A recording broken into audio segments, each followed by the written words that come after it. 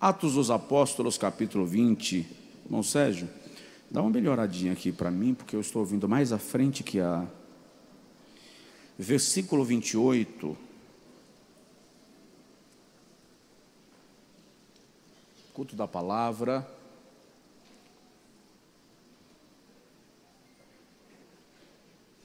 Olhai por vós mesmos e por todo o rebanho sobre o qual Deus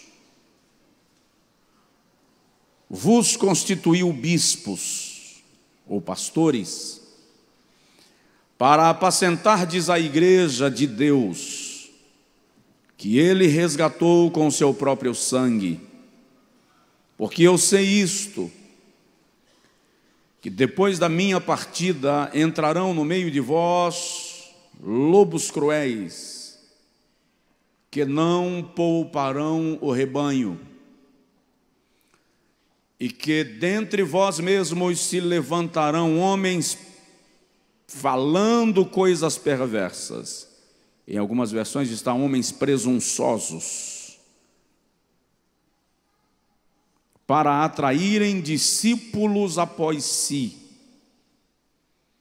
Vigiai, e não vos esqueçais que durante 3 anos não cessei, noite e dia, de vos admoestar com lágrimas a cada um de vós.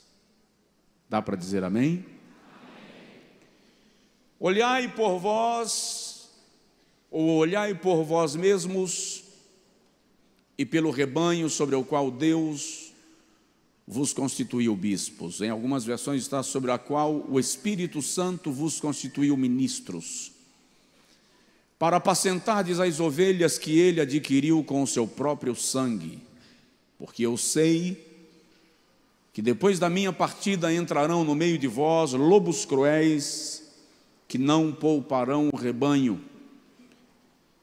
E dentre vós mesmos se levantarão homens presunçosos, homens perversos, querendo atrair discípulos após si. Não vos esqueçais que durante 3 anos, de dia e de noite, vos admoestei com lágrimas. E ele faz questão de enfatizar individualmente a cada um de vós. Dá para dizer amém? Diga comigo: Senhor, fala com a gente. Amém. Nós estamos desde 3 semanas atrás falando sobre edificados pela palavra. E na primeira semana nós falamos um pouco sobre edificados pela palavra na devoção pessoal. E percebemos que só pela palavra nós adquirimos conhecimento. Só pela palavra nós recebemos autoridade espiritual. É pela palavra que nós devemos educar e orientar os nossos filhos. Percebemos que pela palavra na devoção pessoal somos fortalecidos espiritualmente. Na semana passada nós falamos aqui sobre edificados pela palavra no poder espiritual.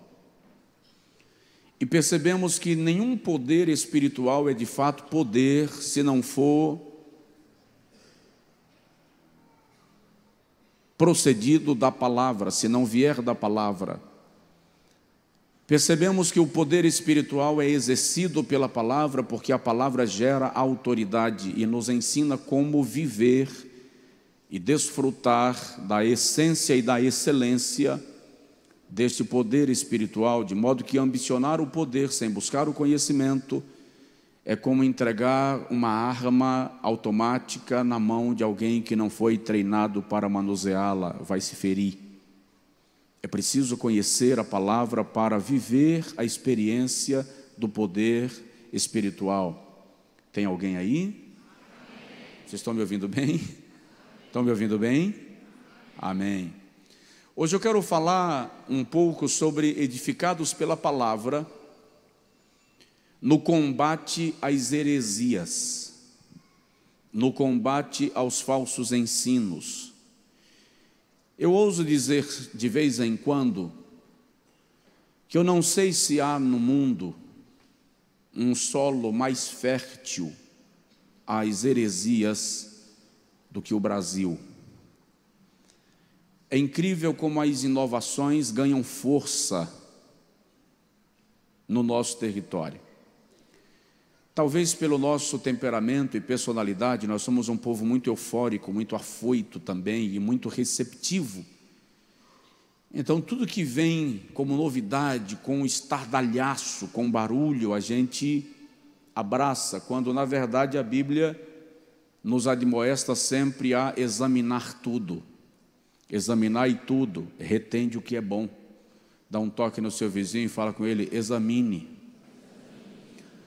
Paulo, neste texto, estava reunido com todos os pastores e bispos e ministros da igreja da região de Éfeso. Ele estava na iminência da sua terceira viagem missionária, que alguns historiadores defendem que teria sido a última viagem missionária de Paulo. Outros concordam que ele chegou a fazer a quarta viagem. O fato é que Paulo reúne a liderança da igreja de Éfeso com uma preocupação. E a preocupação de Paulo é, primeiro, olhai por vocês mesmos, vigiai por vós mesmos, tende cuidado por vocês mesmos, e então pelo rebanho. O que Paulo está dizendo é que primeiro o ministro, os pastores, precisam vigiar por si mesmos, para que eles mesmos não sejam enganados, engodados e enredados pelas heresias, pelas facilidades de um evangelho que tende a alargar o caminho e até a facilitar as coisas. Então Paulo diz, primeiro olhai por vós, depois pelo rebanho, e então pelo rebanho. Olhai por vós e pelo rebanho, sobre o qual o Espírito Santo vos constituiu ministros, bispos ou apacentadores. Fôssemos trabalhar só o versículo num sermão mais exegético, nós já teríamos que parar aqui para observar que Paulo está deixando claro que quem chama é o Espírito Santo. Ministério não é ato de concessão humana, ministério é ato de concessão do Espírito Santo, pelo menos deve ser, pelo menos é para ser, porque o Espírito Santo só tem o compromisso de respaldar o ministério que Ele mesmo chancelou, que Ele mesmo chamou, que Ele mesmo convidou. Aí Paulo diz, olhai por vós e pelo rebanho, que Deus vos constituiu ministros para apacentardes a igreja de Deus. De quem é a igreja? De quem é a igreja? Diga comigo, eu sou de Deus. Diz para o teu vizinho, você é de Deus. Esta igreja é de Deus. Diga comigo, esta igreja é de Deus. Para apacentardes a igreja de Deus que Ele mesmo resgatou, Ele mesmo comprou com o seu próprio sangue. Agora Paulo traz duas ponderações bastante cuidadosas, bem pastorais, e ele diz assim, eu sei que depois que eu viajar, entrarão no meio de vós lobos cruéis. Quando Paulo fala isso, ele está se colocando como um guardião da igreja, na verdade como um guardião da sã doutrina.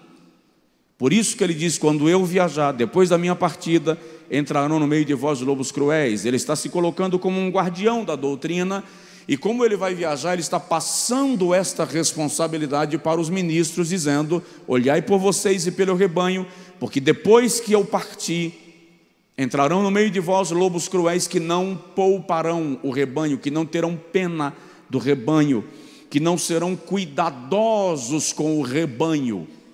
E agora, Paulo fala de dois tipos de lobos que podem entrar na igreja.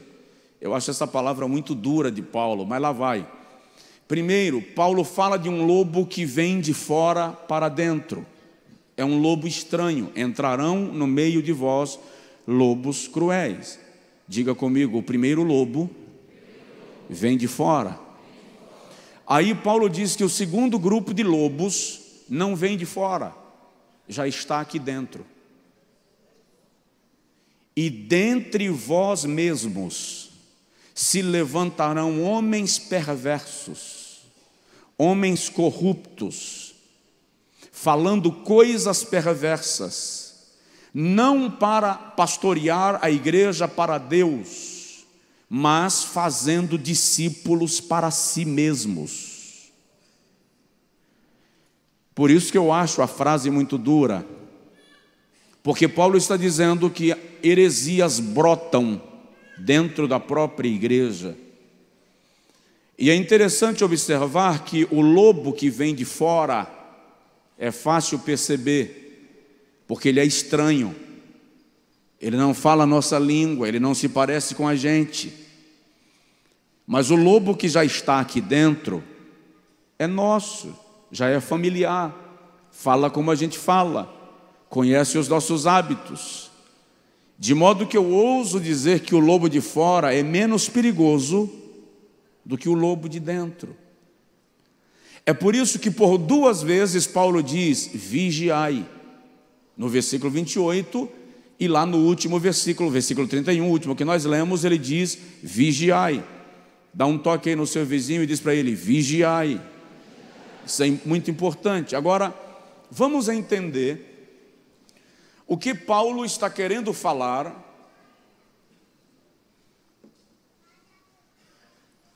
quando ele fala de lobos cruéis.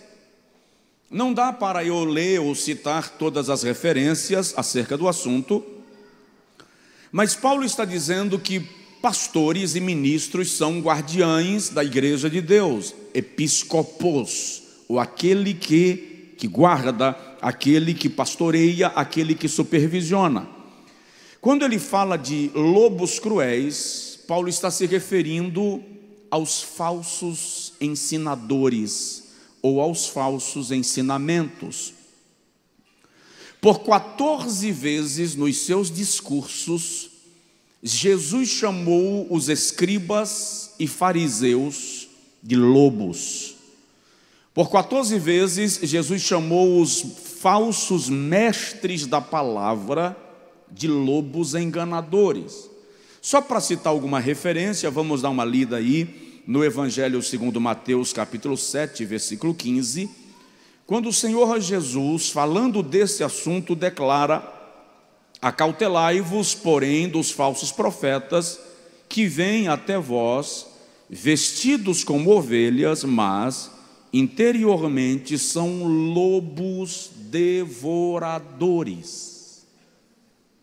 Ele está falando, portanto, de falsos ensinadores. Em Mateus capítulo de número 16, o versículo de número 6 e o versículo de número 11, o Senhor Jesus diz: adverti e acautelai-vos do fermento dos fariseus e dos saduceus. Aí no versículo 11 ele diz: como não compreendestes que não vos falei a respeito do pão, mas que vos guardasseis do fermento dos fariseus e dos saduceus. Aqui Jesus está dando uma orientação aos discípulos e ele começa a usar uma figura de linguagem, falando do ensinamento dos fariseus e dos saduceus como fermento, e os discípulos pensaram que Jesus estava dando neles uma bronca, uma repreensão discreta. E eles dizem uns aos outros assim: deve ser porque a gente não trouxe pão. Aí Jesus diz: como é que vocês não entendem que eu não estou falando de pão? Porque eu não preciso reclamar de pão, porque eu já multipliquei pães e peixes para vocês 2 vezes. Então pão não me faz falta.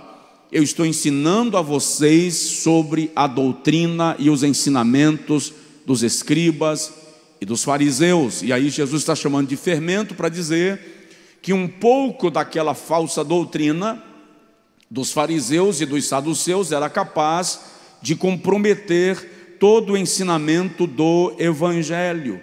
Daí, no Evangelho segundo Mateus ainda, capítulo 24, e eu não cito mais referência acerca do assunto nesse momento, Jesus diz assim: porque surgirão falsos cristos e falsos profetas, e farão tão grandes sinais e prodígios, que se possível fora, enganariam até os escolhidos. Então, ele está dizendo: cuidado com os falsos ensinos, cuidado com os falsos lobos. É muito perigoso você estar ouvindo uma orientação doutrinária sem saber qual o raciocínio, qual a defesa que aquele doutrinador está fazendo do Evangelho, para você não comer comida ruim como se fosse saudável. Eu lembro, eu estava uma certa feita num congresso, não lembro se foi no interior de Pernambuco ou do Rio Grande do Norte, e trouxeram uma travessa de salada muito grande.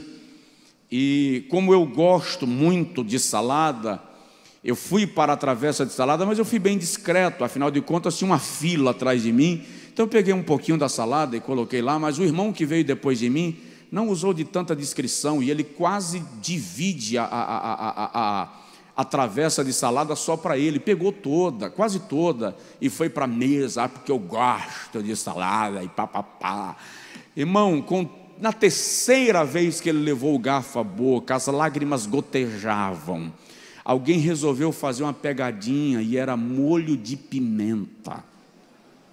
Ou seja, quando você come sem saber o que está comendo, você corre o risco de cair numa pegadinha. Dá um toque no teu vizinho e diz para ele: cuidado com o que você come. Cuidado com o que você come. Então Jesus está se referindo aos falsos ensinadores como lobos, e Paulo se refere a eles como lobos cruéis. Em Ezequiel capítulo 34, o Senhor reclama dos líderes de Israel, e ele diz que os líderes de Israel são pastores que estavam esfolando as ovelhas e apacentando-se apenas a si mesmos e apacentando para o seu próprio estômago. De modo que o Senhor diz assim: eu sou contra os pastores de Israel, porque não apacentam as minhas ovelhas, de modo que eu mesmo virei e apacentarei as minhas ovelhas. Com esta colocação de Deus, ele estava falando da dispensação da igreja, quando ele viria para apacentar a igreja por meio de homens que deveriam e que devem ser cheios do Espírito Santo e guiados pelo Espírito Santo. Então Paulo está falando desse perigo. Depois Paulo diz que tem um tipo de lobo que já mora com a gente, já está dentro de casa, já se familiarizou. Dentre vós mesmos se levantarão homens presunçosos, querendo atrair discípulos após si.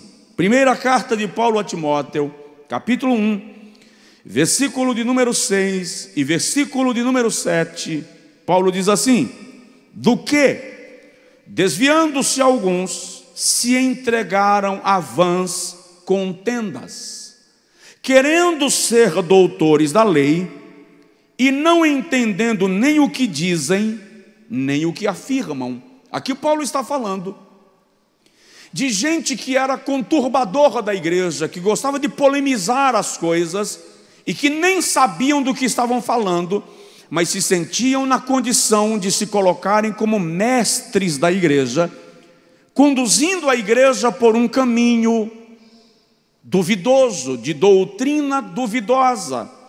Ainda escrevendo a Timóteo na segunda carta, e essa aqui ele bate com força, capítulo 4, versículo 1, até o versículo 4, ele diz assim: conjuro-te, pois, diante de Deus e do Senhor Jesus Cristo, que há de julgar os vivos e os mortos na sua vinda e no seu reino, que pregues a palavra. Que pregues o quê?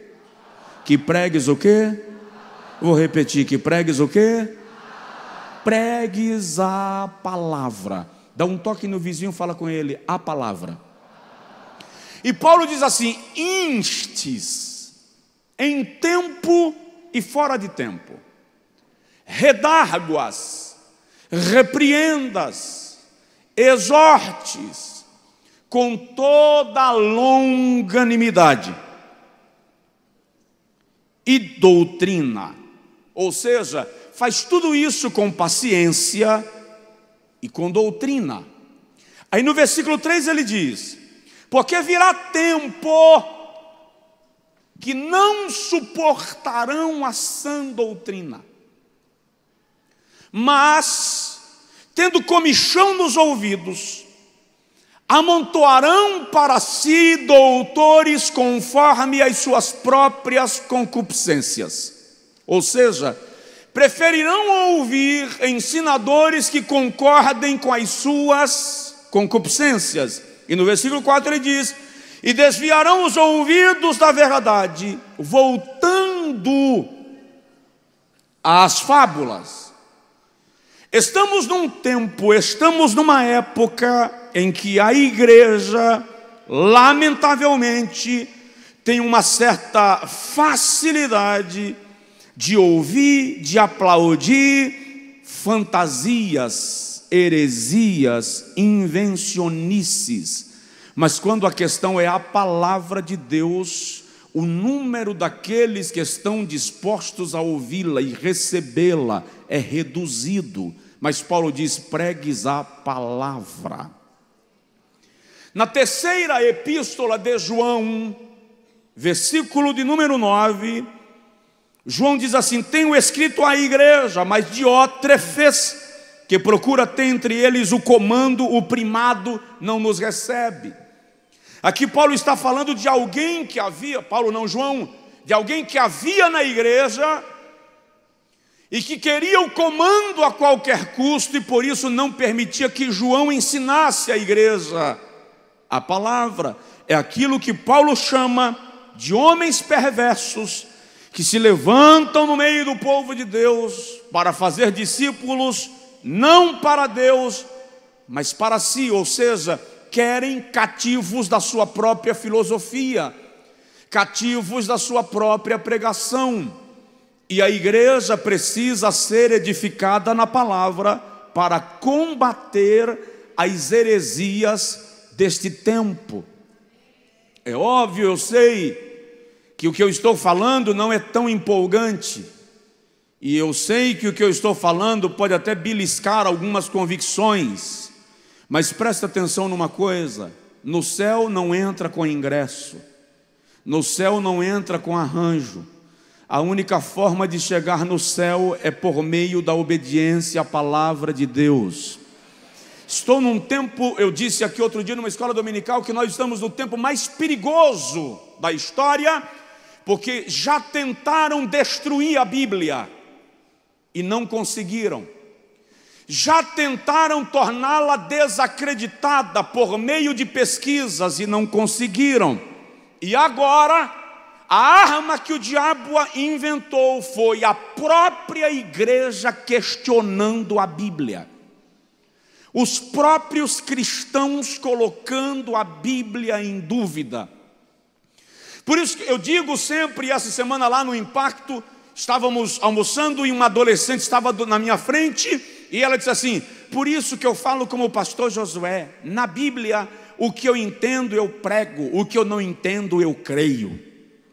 E eu gostei de ouvir sair da boca dela, porque significa que ela arquivou a informação. Então eu vou repetir: na Bíblia, o que eu entendo, eu prego. O que eu não entendo, eu creio.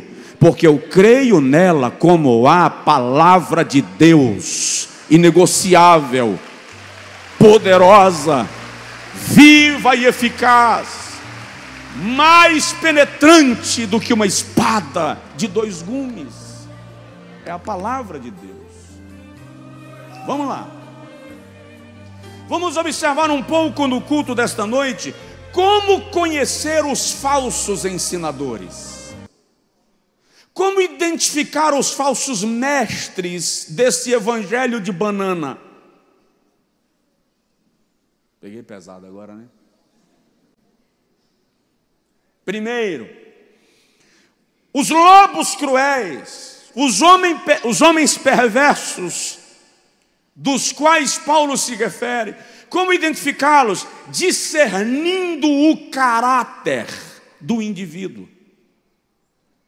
Primeiro, discernindo o caráter do indivíduo. Por quê? Porque o Evangelho é poderoso para mudar o caráter de qualquer pessoa. Se não mudou o caráter de quem prega, ele não é um mestre indicado pelo Espírito Santo. A Bíblia Sagrada nos orienta acerca disto, lá em Provérbios capítulo 22, versículo 1, deixa eu dar uma olhada aqui. O sábio diz que mais digno de ser escolhido é o bom nome do que as muitas riquezas. A graça é melhor do que a riqueza e o ouro. Melhor do que ser rico é ter bom nome. Melhor do que ouro e riqueza é um nome estimado. Em Provérbios 1, 23, ele diz assim: convertei-vos pela minha repreensão, e eu derramarei sobre vós o meu espírito. Ou seja, aquele que ensina o Evangelho precisa ter sido convertido pelo Evangelho. Se não foi convertido ainda, precisa se converter. Ou seja, o que é conversão? Transformação, regeneração, mudança. No livro de Eclesiastes, capítulo 7, versículo 1, o sábio diz que melhor é a boa fama do que o perfume, do que o melhor perfume. Ou seja, é melhor ter um nome preservado, é melhor caminhar segundo a palavra do que se tornar cheiroso. Ou seja, eu falei aqui essa semana, tem gente que quando você olha, parece que o anjo desceu e desenhou com um pincel especial. A beleza veio e vestiu a figura. Quando abre a boca, um sepulcro foi descoberto. Fala bobagem o tempo inteiro.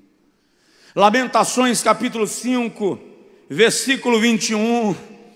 O profeta Jeremias está cantando um cântico de lamento e ele diz assim: converte-nos a ti, Senhor, e seremos convertidos. Coloca assim a mão no peito, por favor.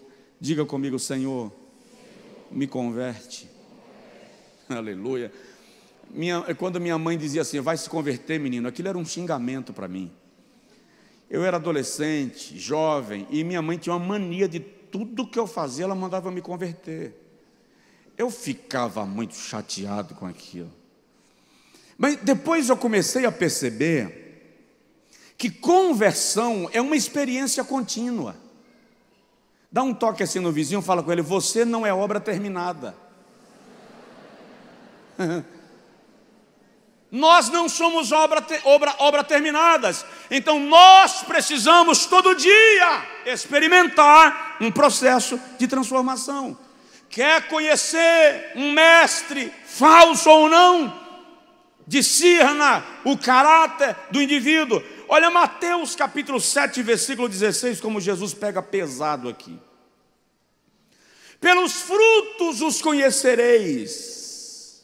Porventura colhem-se uvas de espinheiros, ou colhem-se figos de abrolhos. Assim, toda árvore boa produz bons frutos, e toda árvore má produz frutos maus. Não pode a árvore boa dar maus frutos, nem a árvore má dar maus frutos, ou frutos bons.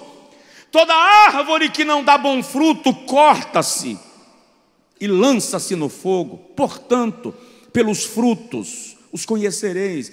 Aí Jesus aqui estreita demais. Eu sinceramente, tem momentos que se ele aceitasse minha opinião, eu diria assim: o senhor não precisava ter dito isso.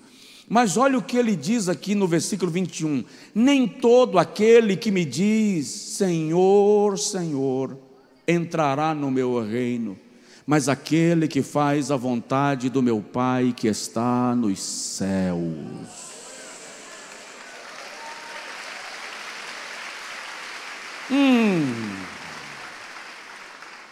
Muitos me dirão naquele dia: Senhor, eu profetizei em teu nome, e em teu nome eu não expulsei demônios, e em teu nome eu não fiz muitas maravilhas. Então eu lhes direi abertamente: Não sei quem é você. Nunca te conheci. Apartai-vos de mim, vós que praticais a iniquidade. Primeira característica, ou a primeira forma para discernir se estamos diante de um lobo cruel, é discernindo o caráter. Se o indivíduo se preocupa com a vontade de Deus, ou se anda segundo o seu próprio coração e sai por aí a bel prazer, vivendo da jeito que dá e que é possível. Diga comigo: Senhor, tem misericórdia de mim. Segunda forma de se edificar pela palavra no combate às heresias, identificando os lobos maus, discernindo os motivos da pessoa. Quais são os motivos que levam aquele indivíduo a pastorear? Qual é a motivação daquele pregador?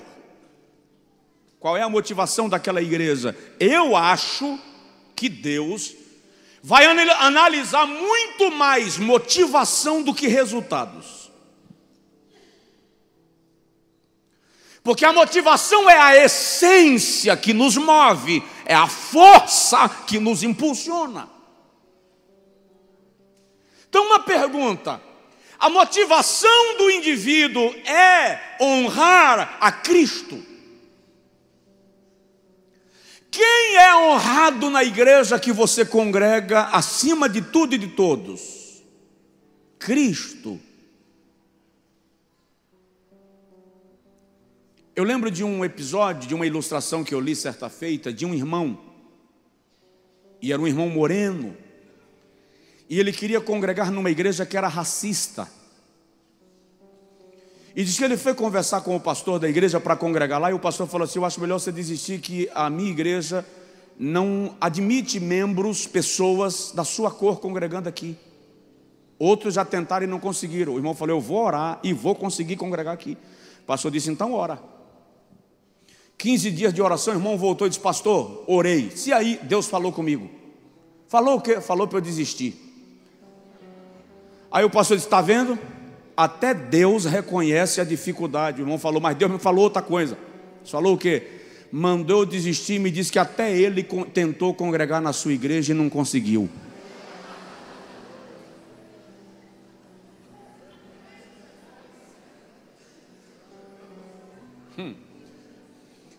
Podia ter dormido sem essa, não podia?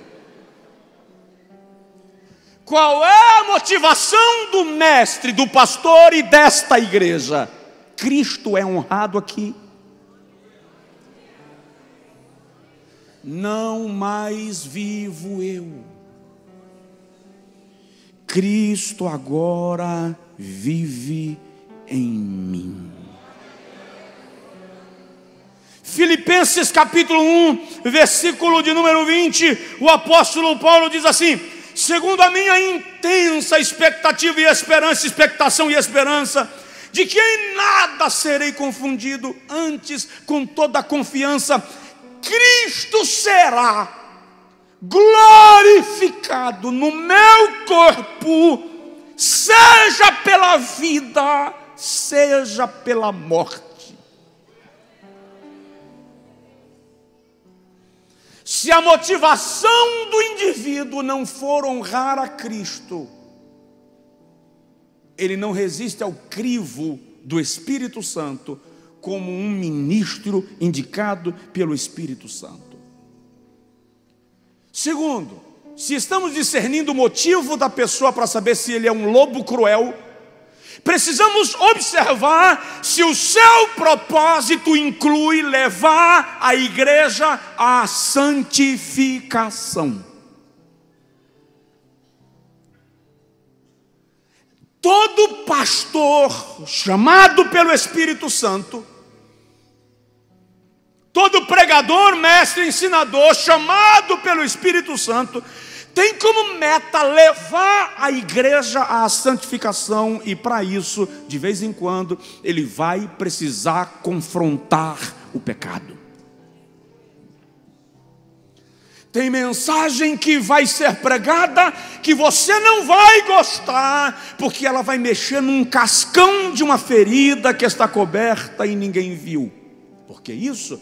Porque João 17:17, o Senhor Jesus diz assim: santifica-os na verdade, a tua palavra é a verdade.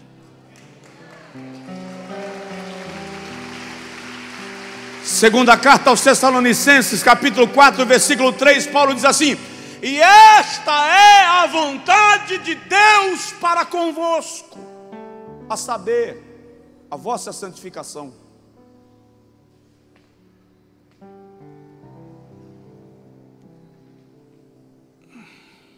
Um apacentador, um ministro do Evangelho chamado pelo Espírito Santo, não vai deixar a igreja aberta para o diabo sentar e reinar, e o mundo entrar nela e fazer casa, e de você não saber discernir entre a igreja e o mundo.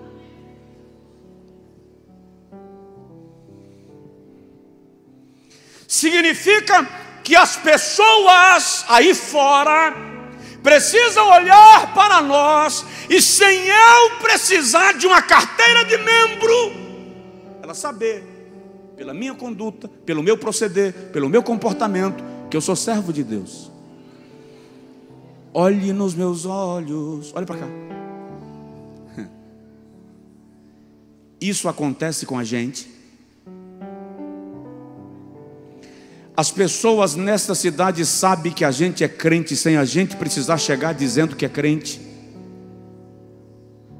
Porque a nossa maneira de entrar, de descer do carro, de entrar no carro, de comprar, de pagar, de acertar as coisas, de negociar, faz lembrar Jesus.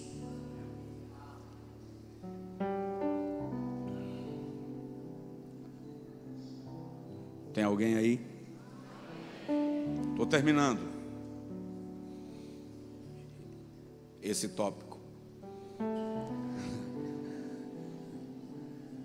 Como discernir o lobo cruel se o seu caráter foi transformado, se a sua motivação é honrar a Cristo, levar a igreja à santificação, salvar os perdidos? Se o pregador não tem como motivação a salvação das almas, ele não foi chamado pelo Espírito Santo.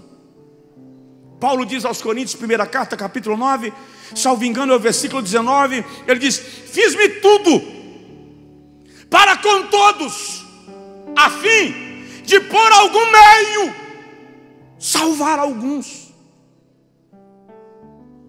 Estava um dia numa conferência grande, estádio lotado, Polícia Militar anunciou 70 mil pessoas no estádio, alguns grandes pregadores do Brasil.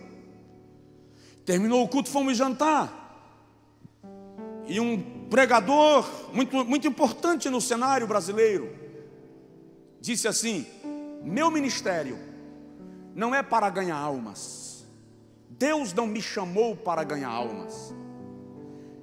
Eu estava do outro lado da mesa e eu não tenho nenhuma intimidade, nenhuma afinidade com ele, mas quando ele olhou para mim, eu falei assim: a primeira coisa que você tem que se perguntar é se você tem um ministério.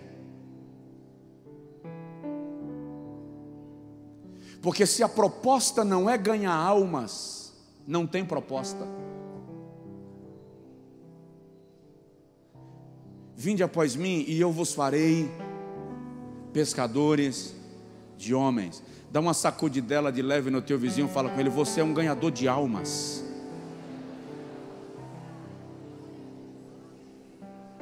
Se o propósito não é ganhar almas, é lobo cruel. O propósito tem que ser também defender o Evangelho de Cristo, proteger o Evangelho, não aceitar que as heresias proliferem, contestar muitas vezes os ensinos de ordem duvidosa. Parece ridículo diante de um ambiente de facilidades e de evangelho sem identidade. Provoca seu vizinho de novo, por favor, e diz para ele: você é um defensor do evangelho. Você é um defensor do evangelho. E presta atenção, um defensor do evangelho não precisa ser um briguento. Você não precisa sair brigando com ninguém. Estava pregando numa cidade uma certa feita, e depois do culto, o pastor nos levou para jantarmos na casa dele. E alguns jovens estavam na varanda da casa e tinha um sabido, um sabichão, fazendo perguntas bíblicas incríveis para todo mundo e se sentindo o cara. E todo mundo calado, porque ele perguntava, ninguém sabia responder, aí ele banhava. Só que ele ficava me alfinetando. Eu estou na sala, ele está na varanda, ele não tinha que mexer comigo. Ele não precisava mexer comigo, irmão. Ele falava: não é, pastor Josué? Eu ouvia e não respondia. Quando ele viu que eu não ia responder as provocações dele, ele resolveu ser mais direto. Ele falou assim: essa aqui eu não vou fazer para ninguém, vou fazer para o pastor Josué. Eu estava lá na sala, gente. Ele não me deixa quieto, pelo amor de Deus. Aí lançou a pergunta. Quando ele lançou a pergunta, eu vim da sala para a varanda, todo mundo esperando a resposta. E eu falei assim: deixa eu te falar, você terminou de cursar, de sair do seminário, não é isso? Como é que o senhor sabe? Te digo já. No último período do seminário, você ingressou na faculdade de Direito e está se preparando para ser advogado, não é verdade? O senhor acertou, pastor, como é que o senhor sabe? Eu disse: é porque é assim mesmo. Quando a gente sai do seminário, a gente pensa que a gente sabe tudo e ninguém sabe nada. Agora eu vou te dizer só uma coisinha para te ajudar. Deus nos deu 2 ouvidos e uma boca, justamente para a gente ouvir mais e falar menos. Vamos jantar?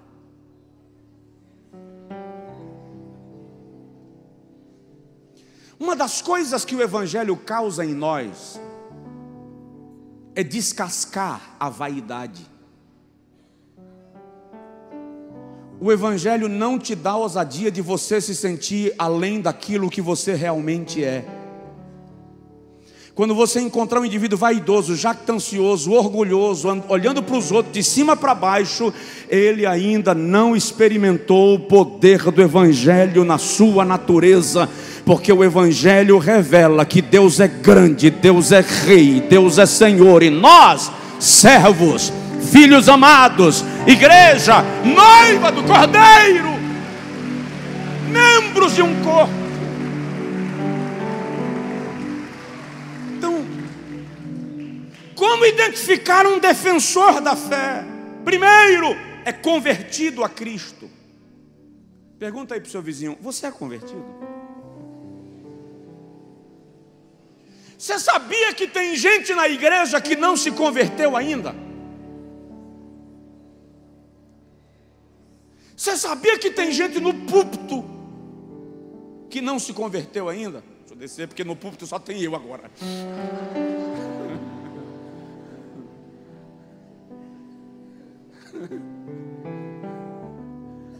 Capítulo 1 de Jó, o Senhor diz assim: Jó é homem íntegro, temente a mim, e se desvia do mal. Lá no capítulo 42 de Jó, é o próprio Jó quem diz assim: eu te conhecia de ouvir falar, mas agora eu te contemplo. Quantas vezes nós fazemos de Deus o nosso ídolo, da igreja a nossa religião, do evangelho o nosso dogma, mas a gente não muda.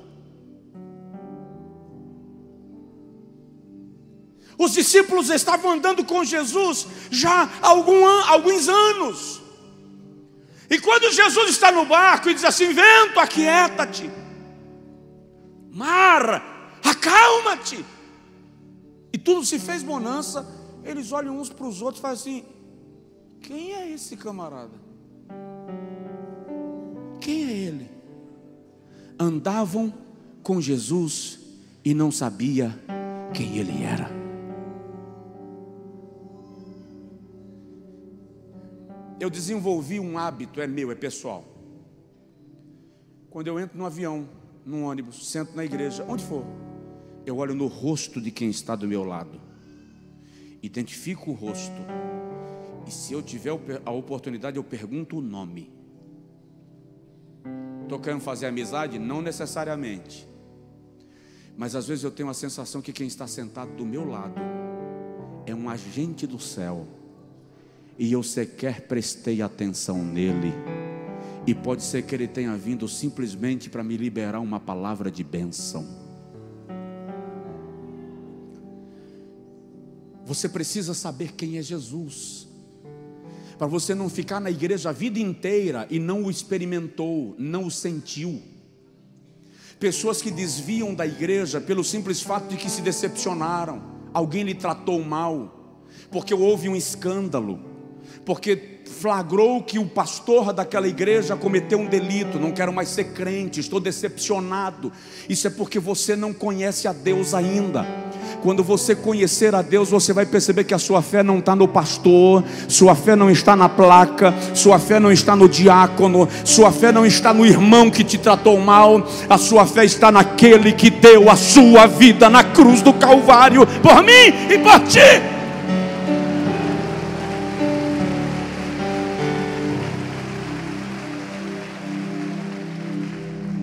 Então, um defensor do evangelho é convertido. Segundo, um defensor do evangelho tem testemunho de vida.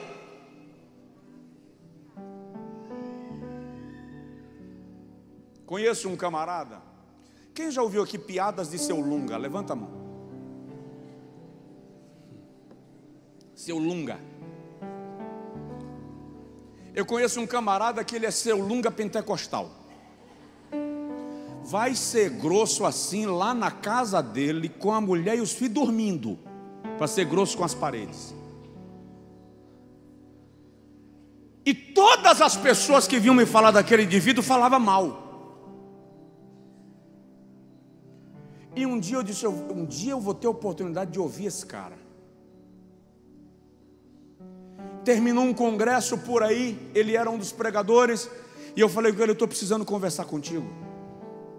Eu preciso te compartilhar algo meu. Nós sentamos no saguão do hotel, e antes de eu começar a falar de mim, ele disparou falando dele e contando a vida dele, os lugares por onde ele passou, os sofrimentos que ele já viveu. E eu fui compreendendo que aquele indivíduo foi talhado a machado, foi talhado a foice. Ele só está vivo por causa de muita graça e muita disposição de suplantar os traumas. Ele só está no ministério por uma disposição escandalosa de ganhar almas para Deus. A disposição dele para estar no ministério não é uma disposição normal, é uma disposição escandalosa de ser fiel a Deus, apesar das fraquezas. Aí eu desenvolvi um conceito: nunca julgue alguém sem antes conhecer a sua história de vida.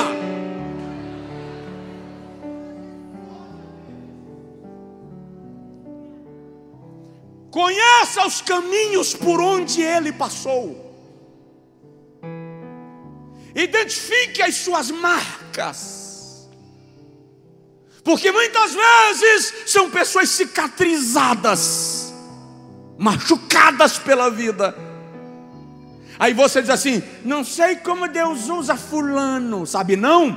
Fulano bebeu água da fossa, passou pela bigorna, foi talhado a ferro frio, foi forjado a fogo, E Deus olha para fulano com todos os defeitos e diz assim: tendo pouca força, guardastes a minha palavra e não negaste o meu nome. Ei, se alguém me entendeu aí, dá glória a Deus.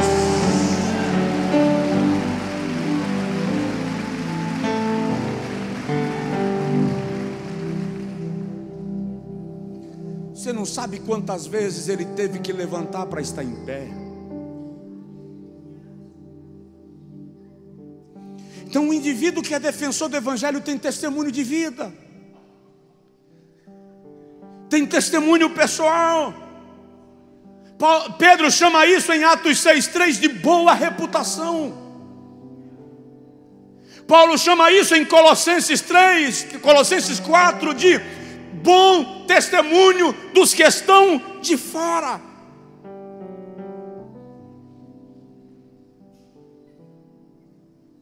Dá uma olhada no irmão do seu lado e fala com ele assim: você não sabe os caminhos por onde eu já passei.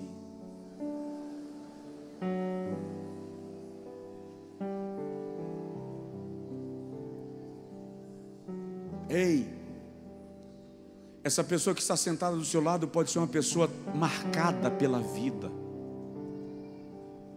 Você está medindo a maneira como ela chegou, a maneira como ela sentou. Você está medindo a roupa que ela vestiu. Você está medindo se ela dá glória a Deus ou se ela não dá glória a Deus. Você está medindo se ela faz cara feia ou não. Você está medindo a história que você conhece. Você não conhece a história das Campinas. Só conhecem Davi depois que ele chegou no palácio para tocar para o rei. Ninguém conhece Davi na Campina compondo salmos.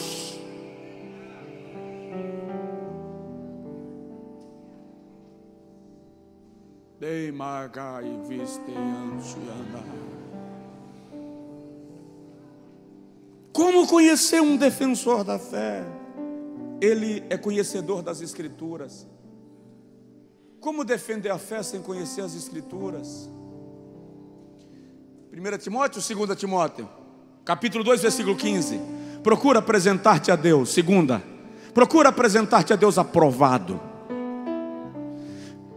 como obreiro que não tem de que se envergonhar, que maneja bem a palavra da verdade. Primeira carta de Paulo a Timóteo 3:14 a 17, ele diz assim: e que desde a infância sabes as sagradas letras que podem fazer-te sábio e entendido.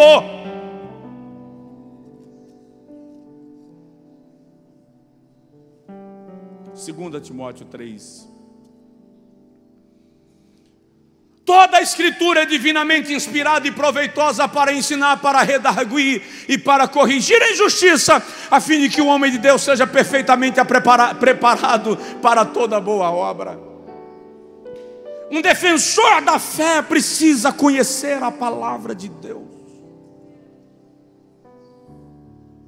Um defensor da fé precisa conhecer o Evangelho que prega. Vou fazer uma pergunta básica: você estuda a Bíblia? Você vem na escola bíblica dominical? Você vem no culto de doutrina? Você aceita passar pelo discipulado? Eu acho engraçado quando tem pessoas que dizem assim: mas eu já estudei essa lição. Eu acho engraçado isso. A Bíblia você vai ler 1000 vezes e você sempre vai descobrir que você não sabia nada sobre ela. Conhecedor das Escrituras, um defensor da fé, além de conhecer as Escrituras, é íntegro no uso do dinheiro.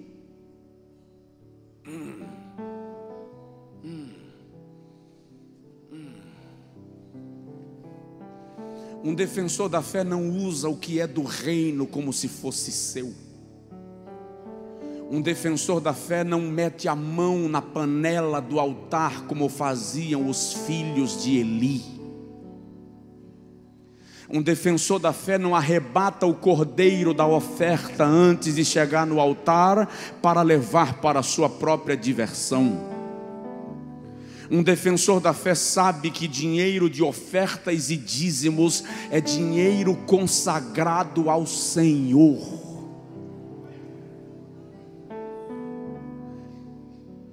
Quando eu ia reclamar do café com farinha, da conga, da calça de tergal, quando eu ia reclamar da comida ruim, a minha mãe sempre dizia: não reclama, este dinheiro é consagrado. Este dinheiro é consagrado. Como é que você lida com o seu dinheiro? Como é que você lida com o dinheiro da sua oferta? Como é que você lida com o dinheiro do seu dízimo? Como é que o pastor desta igreja lida com o dinheiro das ofertas e dos dízimos que aqui são depositados como adoração a Deus? E aí, no tocante a isso, honra e glória a Jesus, porque minha alma tem paz para pregar sobre o assunto aqui na China e para me apresentar diante de Deus com a alma tranquila, porque temos conduzido esta obra com lisura, com responsabilidade e consciência que um dia teremos que comparecer diante de Deus para prestar contas. Provoca o vizinho, fala com ele: você é um defensor da fé. Eu concluo.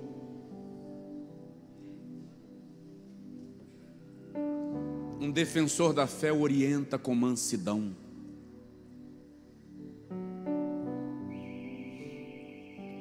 Tinha um irmão numa das igrejas que meu pai pastoreou, que ele era muito chato. Ele dava muita dor de cabeça. Eu era líder de jovens e diácono da igreja. E um dia eu cheguei para meu pai e falei assim: porque o senhor não exclui esse irmão, não se livra disso? Perturbação, um cara chato. Meu pai chegou para mim e fez assim: no dia que você estiver no meu lugar, você vai entender. Um dia desse, Johnny chegou para mim e fez assim: não sei como o senhor aguenta isso. Se eu estivesse no seu lugar, eu falei com ele: no dia que você estiver no meu lugar, você vai entender.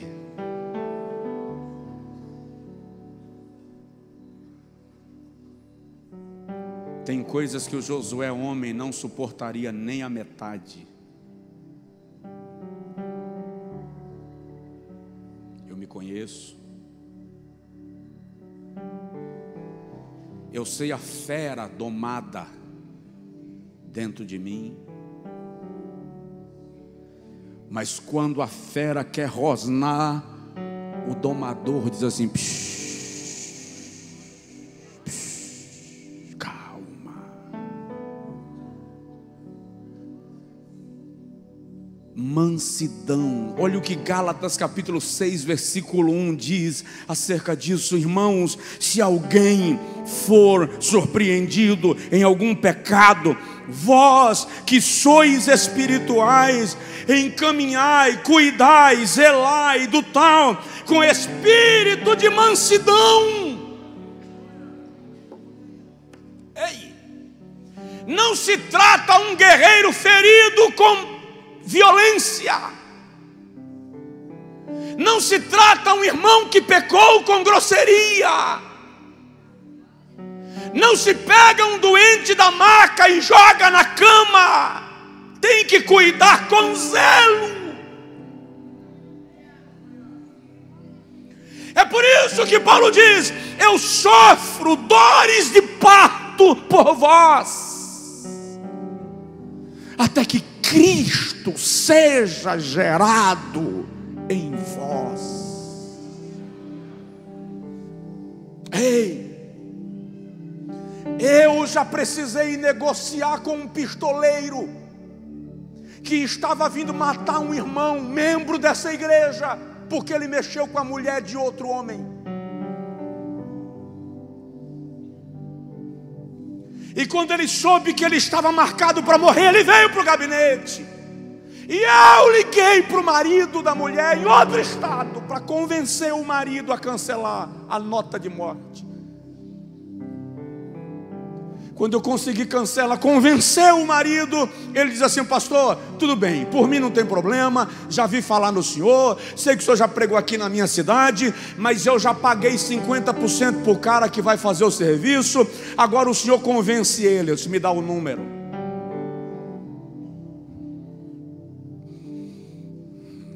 Liguei para o cara me atendeu, me apresentei, a situação é essa, eu sei que você está vindo para executar, já estou arrumando as coisas.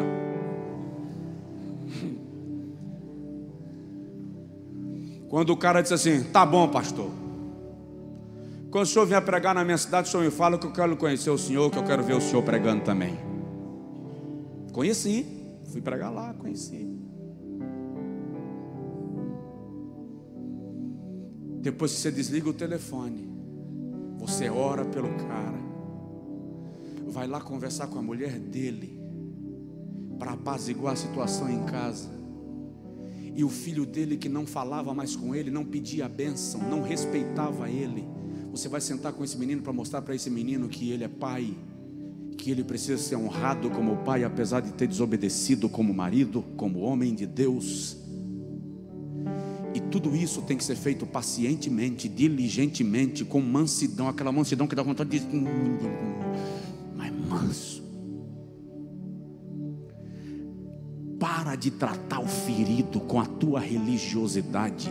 Ei, quem está ferido precisa de carona, precisa de ombro, precisa de ajuda.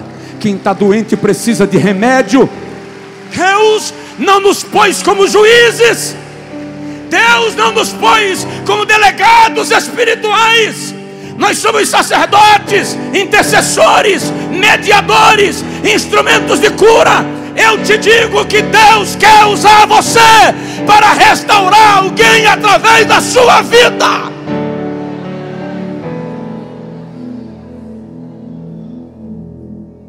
Não se pisa quem já está arrebentado. Mansidão. Fique em pé, por favor.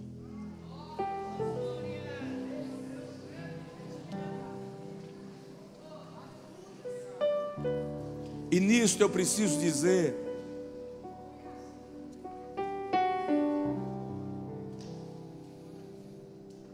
antes, santificai a Cristo como Senhor em vossos corações, e estais sempre preparados para responder com mansidão e temor a qualquer um que vos pedir a razão da esperança que há em vós. 1 de Pedro 3,15. Dá uma olhadinha no irmão do seu lado e fala com ele assim: seja manso.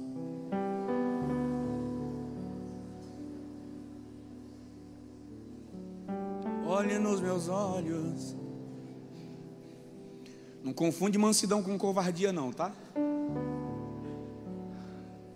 Confunde não, que pode dar errado. Moisés era manso, o mais manso da terra. Mas o egípcio foi se meter a besta e... Jesus era manso. Aprendei de mim que sou manso. Tão manso que foi para a cruz. Mas no dia que Herodes mandou dizer para ele: você tem 3 dias para ir embora. Ele disse assim: diz aquela raposa velha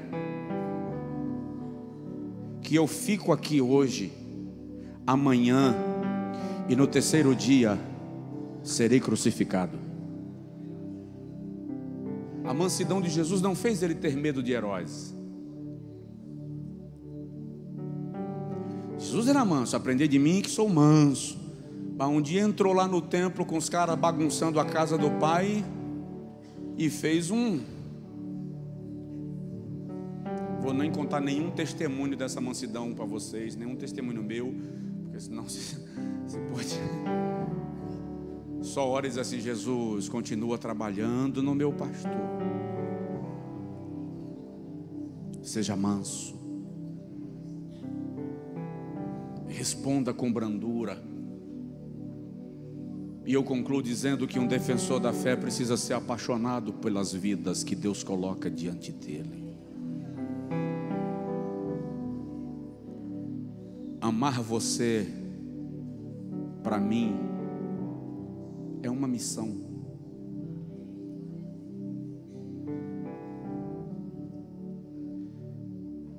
Defensor da fé que não ama as almas, que não está disposto a receber e a perdoar, a sentar e ouvir, está falhando na defesa da fé.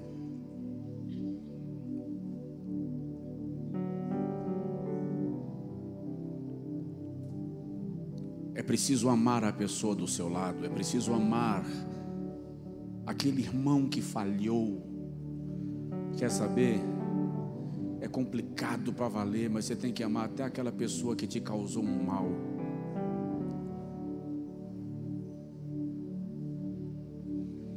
Você está com vontade de retribuir, e Deus está dizendo assim: ama, ama.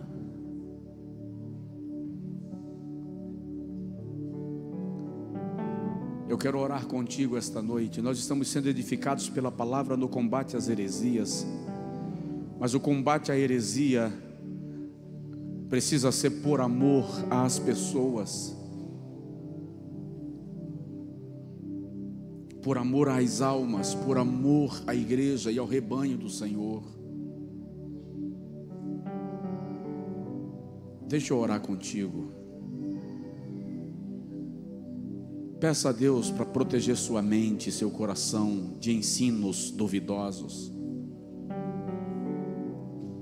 Seja cuidadoso com o que você ouve. Louvado seja Deus que esta igreja tem sido alimentada com o Evangelho de Cristo. Não apenas por este pastor que a pastoreia, mas por aqueles a quem é confiado o púlpito para transmitir a palavra.